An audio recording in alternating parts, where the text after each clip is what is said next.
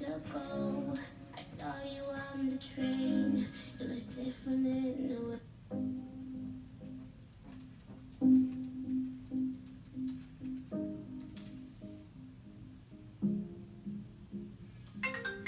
Up all night on my mind, got me thinking, what a second.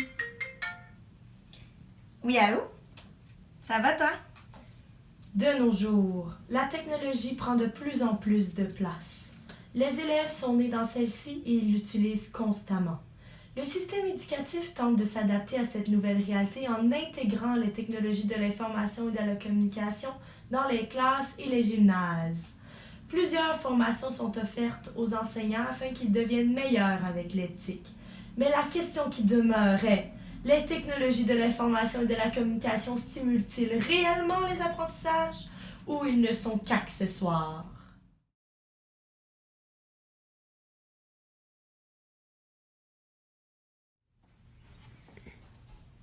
Dans le fond, on a lu plein de textes scientifiques à propos d'éthique en éducation physique. Puis ce qui est ressorti, c'est qu'il y a une grande motivation chez le ministère et chez les profs à propos d'éthique à l'école. Il y a une étude qui a même démontré que les conditions générales étaient bonnes à cet effet. En effet, les enseignants auraient déjà les connaissances de base et le matériel nécessaire en général dans les écoles. On a donc ressorti 5 grands avantages à utiliser l'éthique. Premièrement, ça favorise l'engagement cognitif. Deuxièmement, ça permet à l'enseignant de varier les contextes d'apprentissage. Troisièmement, ça développe l'autonomie. Quatrièmement, ça permet aux élèves de réaliser leurs propres forces et faiblesses. Cinquièmement, ça suscite la motivation chez les élèves. Il y a aussi une autre étude faite sur les feedbacks vidéo dans les cours d'éducation physique en gymnase qui dit que les feedbacks vidéo aident aux apprentissages moteurs s'ils sont accompagnés de feedbacks verbaux. Aussi, les enseignants doivent accompagner les élèves dans le feedback vidéo pour cibler les observables, sinon il n'y aura pas d'apprentissage. Objectif 1. Identifier les avantages à utiliser l'éthique en fonction des apprentissages. Objectif 2. Identifier les désavantages à utiliser l'éthique en fonction des apprentissages. Objectif 3. Cibler la manière dont les enseignants utilisent l'éthique. Objectif 4. Cerner les apprentissages susceptibles de se faire à travers l'utilisation d'éthique.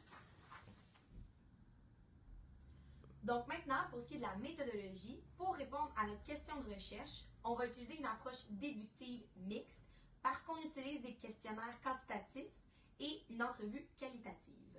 Notre type de recherche va donc être statistique, descriptive, interprétative. Nos questionnaires vont servir à répondre directement à notre question de recherche qui est: est-ce que l'éthique stimule réellement les apprentissages en EPS? Oui ou non. Les entrevues par la suite vont servir à élaborer plus en détail nos réponses. Maintenant, pour ce qui est de la procédure, on va communiquer avec les directions d'école de différentes commissions scolaires pour que celles-ci donnent nos questionnaires aux enseignants en éducation physique. Ensuite, avec les questionnaires qui seront retournés avec des réponses courtes, nous allons envoyer les convocations pour les entrevues.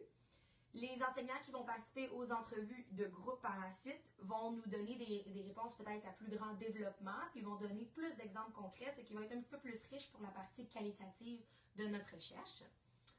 Ensuite, on va compiler les résultats du questionnaire en plus du verbatim de l'entrevue et c'est à partir de cela qu'on va avoir nos réponses pour notre recherche et pour répondre à nos objectifs.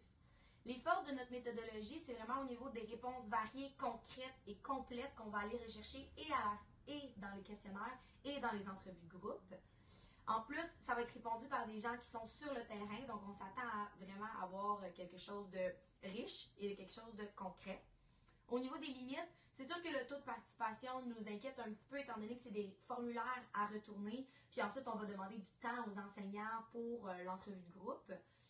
Une autre de nos limites se trouve au niveau de l'échantillonnage parce qu'on se doute que les personnes qui vont répondre, les personnes qui vont être là aux entrevues, ça va être des personnes motivées sur le terrain, donc peut-être plus susceptibles à utiliser l'éthique à la base, des passionnés, donc peut-être que là-dessus nos résultats ne seront pas à 100% fidèles du milieu enseignant.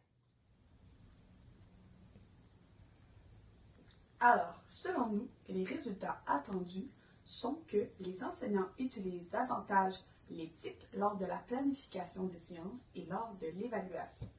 De plus, l'éthique vont servir aux apprentissages au niveau du plan cognitif. Pour ce qui est des retombées pratiques au niveau des élèves, on croit que ça va favoriser leurs apprentissages. De plus, au niveau des enseignants, on pense que ça va pouvoir outiller les profs et varier la façon dont ils enseignent. Pour ce qui est du niveau de la direction, on croit que ça va pouvoir les aider au niveau du choix des investissements financiers qu'ils peuvent faire au niveau des TIC. Finalement, pour les retombées scientifiques, les chercheurs pourront mieux comprendre les liens entre les apprentissages faits au gymnase et l'éthique.